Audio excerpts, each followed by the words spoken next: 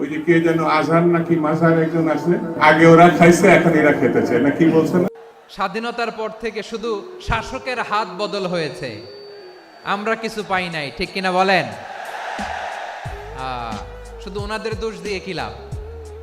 একদল খাইছে আরেক দল খাওয়ার জন্য রেডি হয়ে আছে।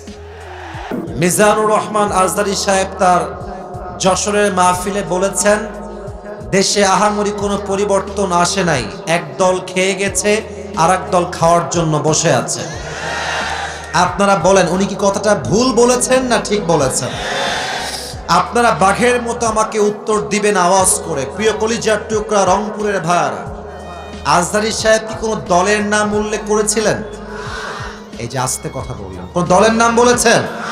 কোন ব্যক্তির নাম মেনশন করেছেন? উনি জাস্ট বলেছেন একদল খেয়ে গেছে আর দল খাওয়ার জন্য বসে আছে, এতেই কিছু লোকের গায়ে আগুন ধরে গেছে।